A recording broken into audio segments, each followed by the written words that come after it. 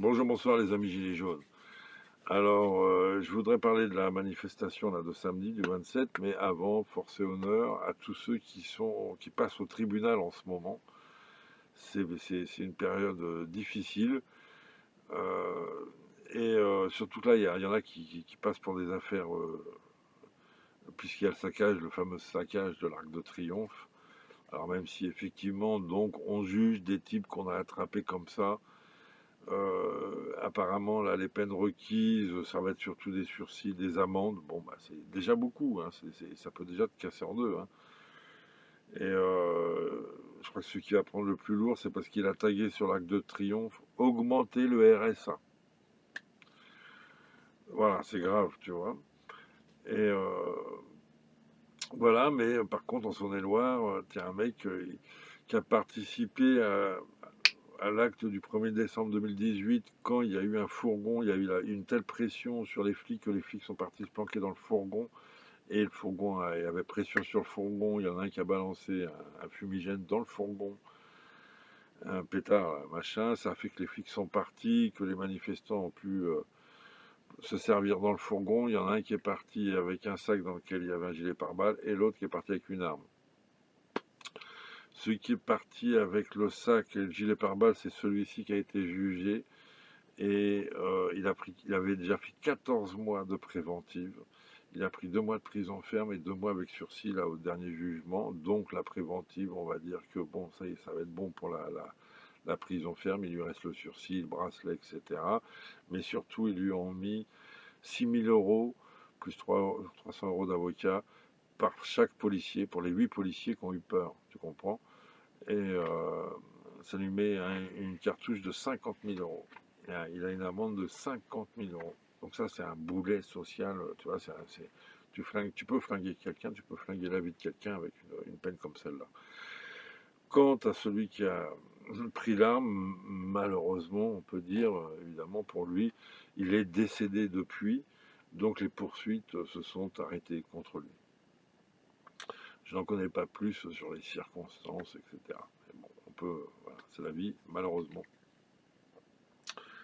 Donc voilà, mais je sais qu'il y en a aussi un à Lyon, je crois, qui a été relaxé de l'outrage quand il a crié Castaner assassin. Ça, c'est pas un outrage quand tu le cries. C'est-à-dire, si tu lui dis à lui Castaner assassin, c'est ça qui a été conclu dans ce jugement. Si tu lui dis à lui Castaner assassin, ça peut être un outrage. Ça peut être démontré que c'en est un, mais voilà, en tout cas. Mais si tu le cries dans la rue, Castaner assassin, alors qu'il n'est pas là, il l'apprend, toi, après que tu l'aies dit, soit par la presse, etc. Et il porte plainte. Non, c'est trop tard, c'était même pas un outrage, voilà, c'est une expression libre.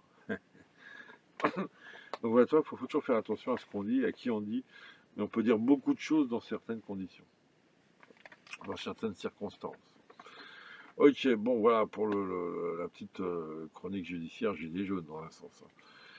Euh, donc pour demain, alors on maintient le label appel national puisque c'est le troisième samedi, le dernier samedi, pardon, de chaque trimestre, donc du premier trimestre, le dernier samedi du mois de mars. Le prochain, ça sera, pour te projeter, donc le dernier samedi du mois de juin. Et là, moi, effectivement, donc, confinement, couvre-feu, interdiction de se regrouper à plus de 6, et patati et patata.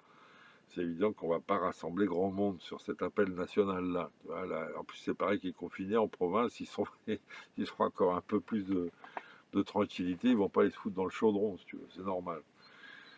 Donc, mais je sais très bien qu'il y aura quand même le noyau dur, on va dire, des Parisiens et banlieues, quoi.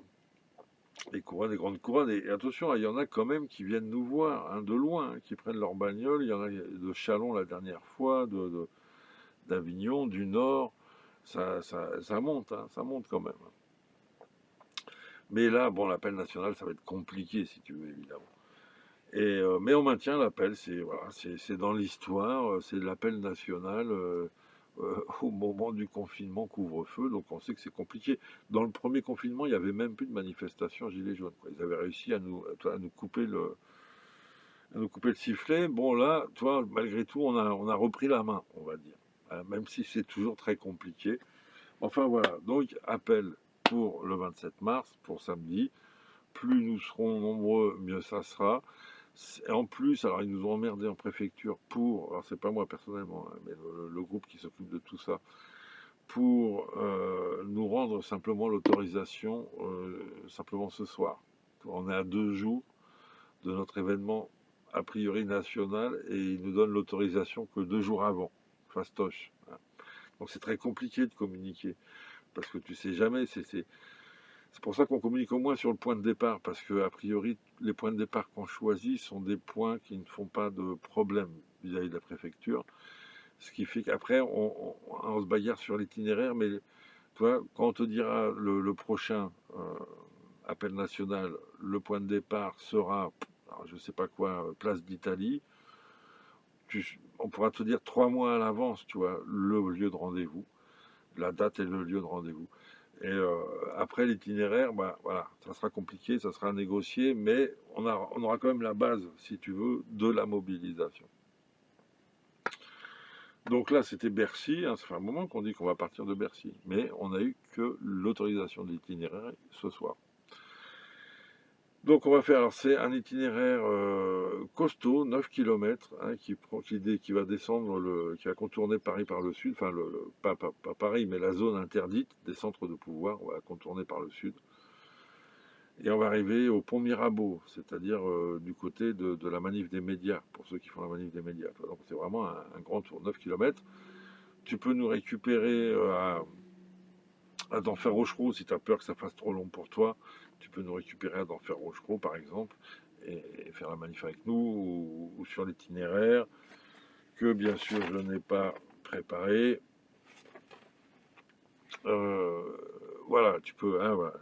Je vais mettre le lien, je mettrai le lien. Hein, voilà. Comme ça, c'est pas compliqué. Et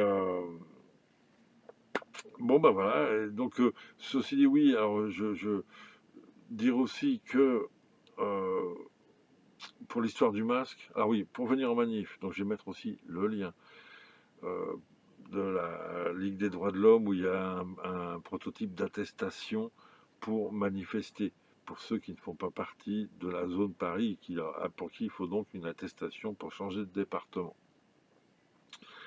Ça, c'est très important. Je te mets donc le lien de l'itinéraire. Et qu'est-ce que je voulais dire? Oui, donc le fait est qu'ils sont un petit peu pointilleux, pas trop sur les masques, quand on est en cortège.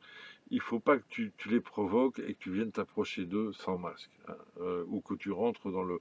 Toi, que tu virevoltes autour du cortège, entre toi, et là, tu peux te faire gauler, et toi, ça ne les fait pas rigoler. Mais ils foutent la paix dans le cortège. Il faut dire, on est sans masque. Ceux qui veulent être sans masque sont sans masque, c'est la majorité, et ça se passe bien, il n'y a pas d'embrouille. Hein. Par contre, voilà, il faut à un moment faire preuve un petit peu de ruse et se masquer pour passer les cordons de CRS, un minimum. Il y en a qui prennent comme ça. Notre ami Leloup, voilà, qui est toujours en pleine forme, et il était sans masque dans le cortège, il est sorti du cortège comme ça et il s'est pris son amende. Voilà, donc pense à avoir quand même un masque sur toi. Voilà, bon ça c'est important. Et puis, bah écoute, quoi te dire d'autre plein de petites choses avancent, des petites choses et des grandes choses, elles avancent doucement mais sûrement. Avec les gilets jaunes, c'est comme ça. À très bientôt, on lâche rien.